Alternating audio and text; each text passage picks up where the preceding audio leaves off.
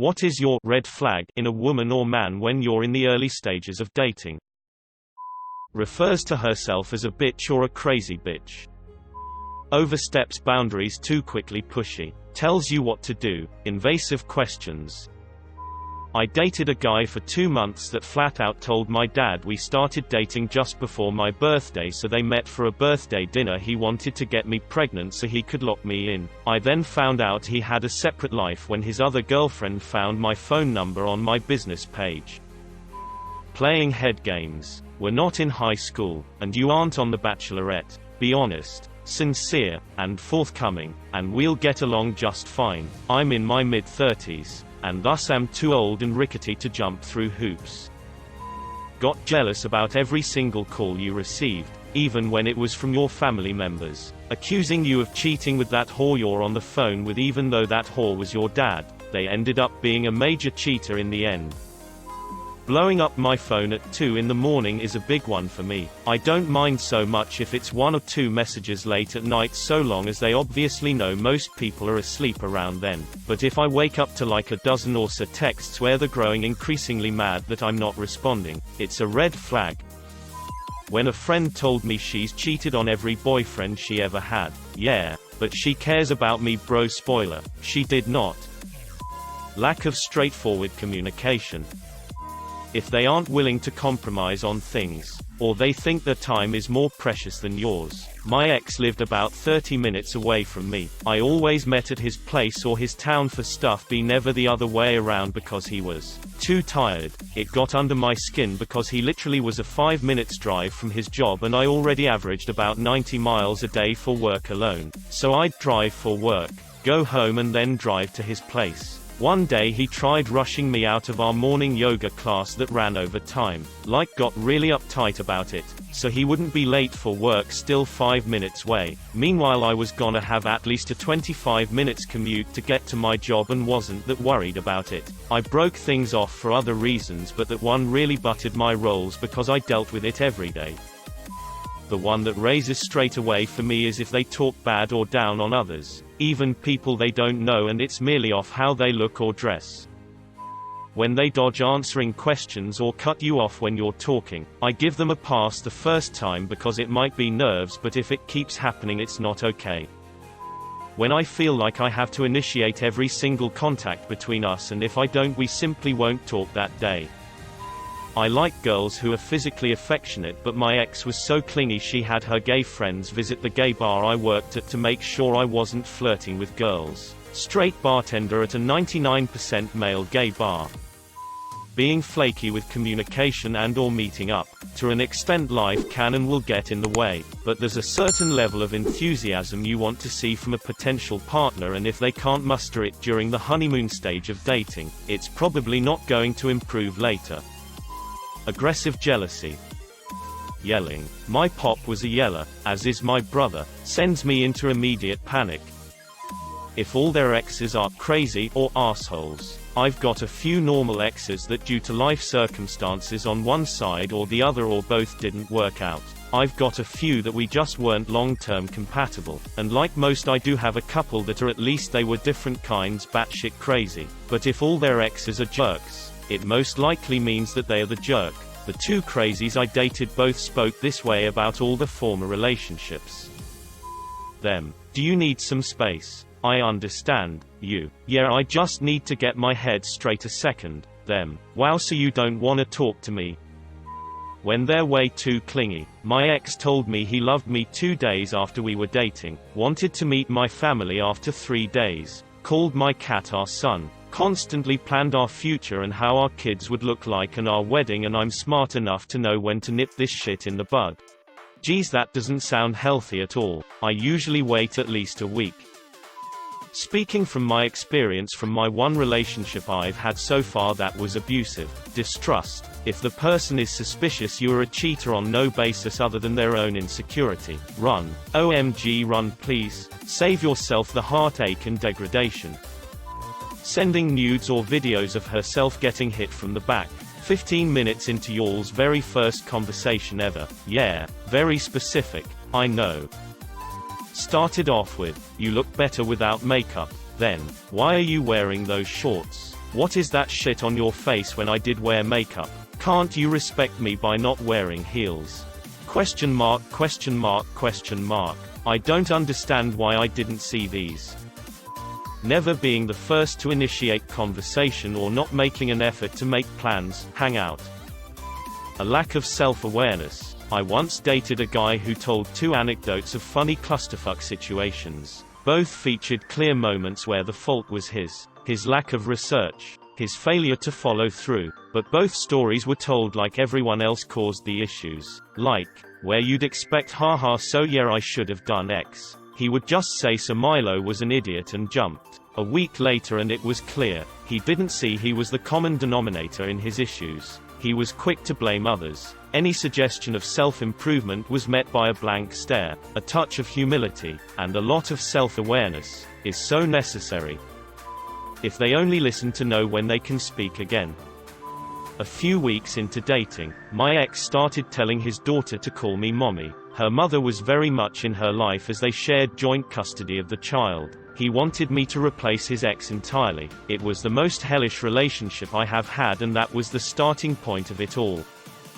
When they start complaining about other people in your life and trying to get you to see how bad these people are for you, etc., when they aren't doing any messed up to you to begin with. This is not about truly abusive people who are hurting you and a loved one wants you to leave them. Witness my abusive ex who started in the second week of dating telling me how much my parents didn't love me or trust me for having a curfew and insist I study on school nights instead of be out with him all night. I was 17 and still in high school. Soon enough that extended to how my best friend was kind of dismissive of me. He pounced on every little disagreement I had to blow it up times 10. Man, if it was someone else in my life he was in there trying to drive that wedge and make me see how all those other people really didn't have my best interests at heart. He is where I learned all about a little something called projection.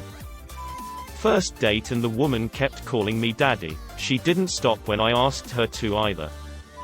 Continually posting bits of our relationship on social media. I'm dating the person, not the fan club. I went on a date earlier this weekend, and it ended up being not so grand. Here's a quick list of things that made me go ehhh. Walked straight past bouncer at the bar asking for ID. Straight up ignored him. Had to be pulled back outside to be carded. Ordered most expensive item on the menu without reading what it was. Ended up not liking it and passing it off to me. Then took my meal without asking. I paid for the meal. This is cool. I don't mind. But I do like to have at least a conversation about it first. She excused herself when the bill came. Went to an arcade after the bar. I got a bunch of quarters, as one does, and she holds her hand out silently while she stands next to one of those vending machines that serves stickers and fortunes and whatnot. I think fine, it's cool. Give her like $1. She does it 5 times. Then ends up giving me 1 quarter left and saying you can get that one, pointing to a joke one. Like, okay, thanks. Got a beer for myself and asked her if she wanted a drink. She ordered an AMF, like 3 times the price of a normal cocktail. Then she didn't even drink most of it. She handed it off to someone when we left not long after, because she wanted to go dancing. I'm driving to the area where the club's at, and she's giving me shit for following traffic rules and whatnot. I ignore it. I begin needing to take a leak really bad, and I am having an impossible time finding parking. So I say I'm going to find a restaurant or something to use the restroom. I stop by an IHOP and they turn me away as it's for customers only and it's like 1 in the morning. Fine, fair enough. Then she lays into me about how I should have said I would order after and dip out. I'm like, that's really rude. Definitely not doing that sort of thing. Then she just goes whatever. Find a bush or something.